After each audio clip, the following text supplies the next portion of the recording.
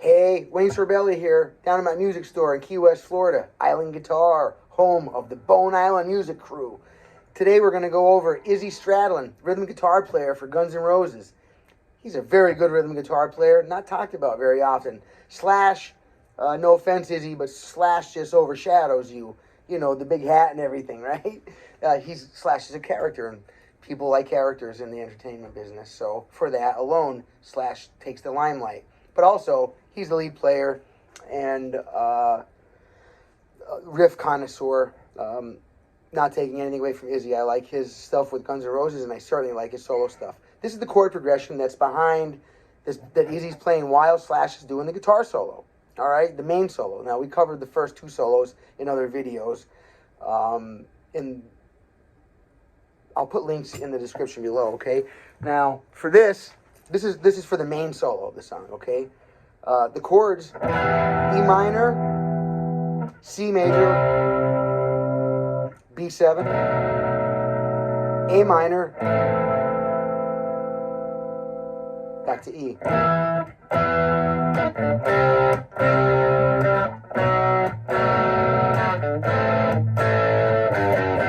That's where I like to throw that bass line in. And then back to the E. Now, the full chords, like I'm saying, major, minor, and everything, right? E minor. But you don't have to use the majors or minors if you just want to use the two-note power chords. You could do that. I'm going to show you the real way first, though. E minor, down to C major, then B7. If you're not familiar, B major, B7, then A minor, and then down, down, down. You could do it all power chords.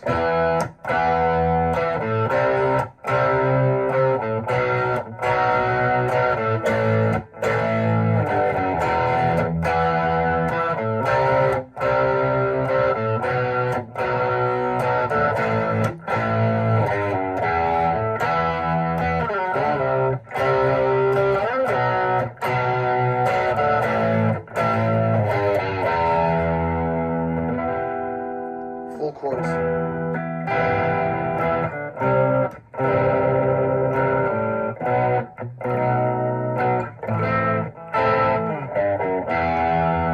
Alright, that's the solo, the chords behind the solo.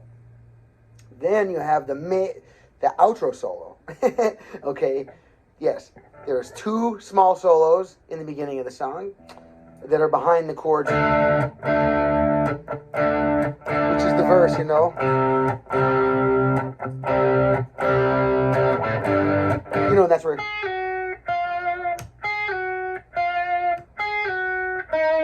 Like I said, those are in other videos of mine. I put the links in the description below. I will put the links below when I post the video.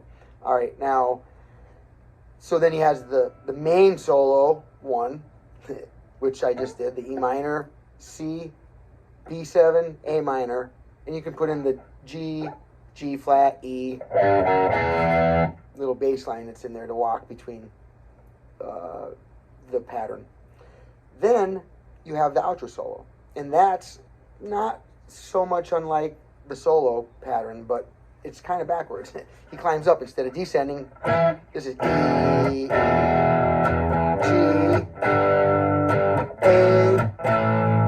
C, D, G, E, G, G, A, C, D, G, E, G, G,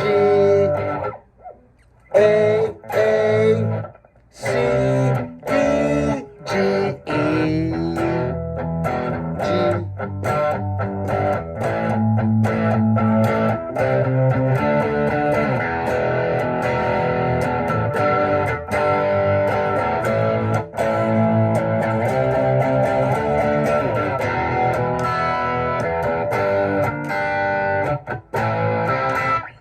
Now, that does a very lot of, it repeats probably like 30 times or something. You know, Izzy's playing this the whole time of the solo, the first part. And that's a whole bunch of times. And then that outro piece I did, that just That goes on for a very, very long time. I think the full version of this song, not the edited radio version, but the real version is over 6 minutes long. It's like 5:59 or 6 minutes and change, something like that. But that does include part of the intro that they cut out of the original version. You know, you just want to, just do yourself a favor. Type in the Guns N' Roses original version, Sweet Child of Mine. It'll be a 6 minute long version, not the cheesy 3.5 minute long radio edit where they cut some of the best stuff out of the video. All right. All right. If you have any questions, please drop them in a comment below, in the comments of any of my videos. I get back to people in quite a timely manner with questions. If there's something I have to figure out, my buddy Steve asked me to figure out some cult of personality stuff. And that's a wicked guitar riff. I haven't gotten all the way through it yet. But if you ask me stuff in the comments, I'll do my best to get some information back to you, all right? And if you haven't, please hit the like and the subscribe button. The stats are showing that although a lot of people are watching my videos all the way through repeatedly, they're forgetting to hit the like or subscribe button. So it would help us out big time if you would remember to do that. I appreciate it. All right, let me play it again slow as an outro. So this way here you can play along to it a little bit once you have the spots memorized or the chords. Okay, so I'm going to interchange the full chord versions with the power chord versions, and I'm going to use the 6-string for some of the power chord versions just because I'm working on that with a student right now, a friend of mine, Jason. We're kind of learning the power chords all along the 6th string. So there's a lot of songs that I like to use to make a good lesson out of. Like not just teach the song, but then use the song to become a better guitar player. So maybe I modify the way we play something for the sake of making you a better musician. If you want to do it this way, you're more than welcome to do it. But this is for my friend Jason, all right? Now,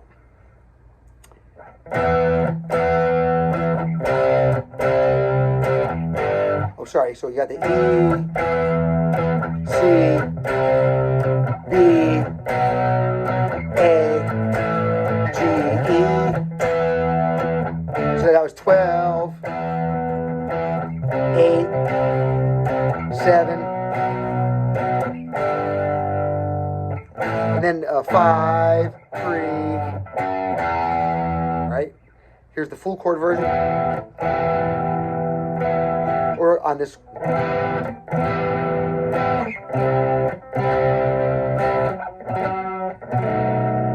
B7, A minor, G, F sharp, E, C major, B7, A minor. The power chord version.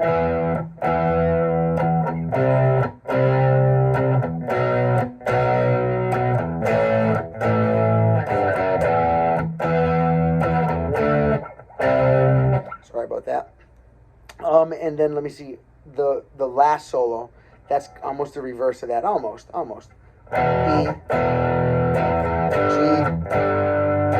A, C, D, G, E, G,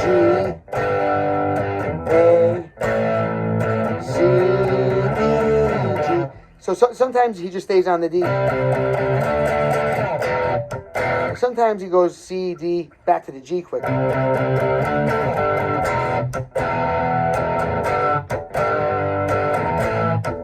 right? That time I just went C, D. Now I'm going to go extra.